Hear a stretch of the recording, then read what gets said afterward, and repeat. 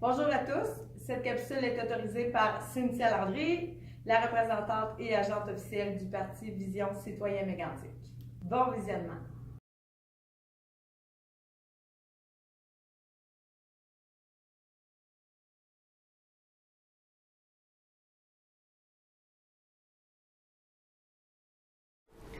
Le budget base zéro, dit BBZ, est en recrudescence dans les grandes entreprises qui doivent réduire leurs coûts de fonctionnement de façon significative.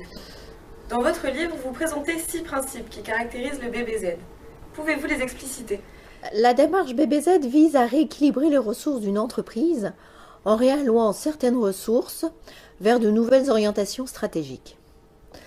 De ce fait, chaque responsable de service est conduit à réorganiser ses ressources selon le budget qui lui est alloué. On part du principe qu'il n'y a pas de situation acquise et que toute dépense doit se justifier par un service rendu. Donc on inverse la tendance naturelle consistant à proposer des prestations pour justifier des ressources du service. On s'interroge comme si on partait d'une page blanche en décidant d'abord des prestations que le service va fournir pour ses clients internes, puis on dimensionne les ressources nécessaires. Alors par exemple, une entreprise qui s'est fortement développée s'est retrouvée avec des locaux somptueux et des services généraux pléthoriques, alors qu'un retard important avait été pris sur les investissements informatiques.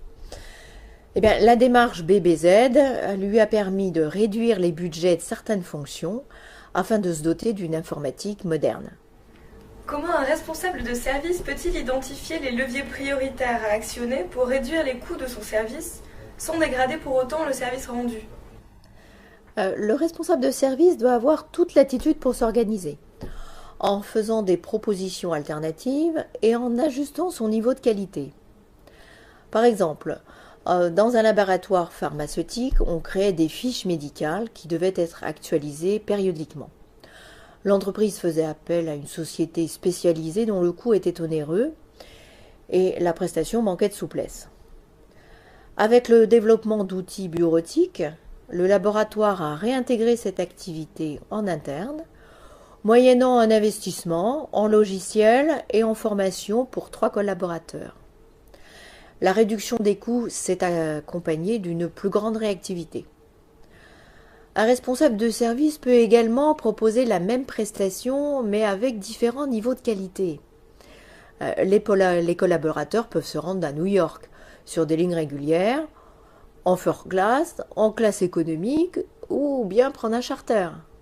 Il est alors important de clarifier les objectifs poursuivis afin d'adapter le niveau d'exigence aux besoins de l'entreprise. Les solutions proposées sont-elles débattues avec le supérieur hiérarchique? On ne se contente pas de regarder uniquement l'économie de coût réalisée. On analyse également les avantages et les inconvénients sur la qualité de la prestation, ainsi que le niveau de risque, de faisabilité et les conséquences pour les autres fonctions. Les différentes solutions sont classées par niveau de facilité de mise en œuvre. Immédiatement opérationnel, complexe et controversé, envisageable à moyen terme ou impliquant des modifications profondes à long terme. Alors, en cas de dégradation du niveau de qualité, l'alternative est souvent abandonnée. Nous avons vu que le but d'un système budgétaire n'est pas l'établissement de prévisions de dépenses, mais de concourir au choix des prestations réalisées en interne. Concrètement, comment procède-t-on? Chaque service présente un budget modulaire. Le premier niveau, qualifié de version de base, prend en compte les prestations et les ressources indispensables pour remplir l'essentiel de la mission. Par exemple, la version de base d'un service ménage pourra correspondre au nettoyage des locaux tous les 2 jours. Bien souvent, se limiter à cette version présente une dégradation de la qualité du service par rapport à un existant où on avait un ménage journalier.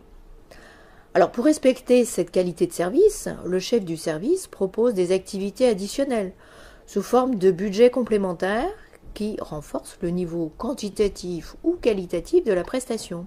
Alors par exemple, limiter le nettoyage tous les 2 jours, donc uniquement au service administratif, et passer à un nettoyage journalier à l'usine. Dans une version complémentaire, On pourrait réaliser le ménage quotidiennement partout, avec en plus un lavage des vitres mensuellement. Ce qui fait que la version finale peut se révéler inférieure ou supérieure à la version actuelle. En conclusion, ces principes budgétaires ont l'avantage de rendre complètement transparente la relation entre les objectifs à atteindre, les moyens mis en face et les ressources à mobiliser.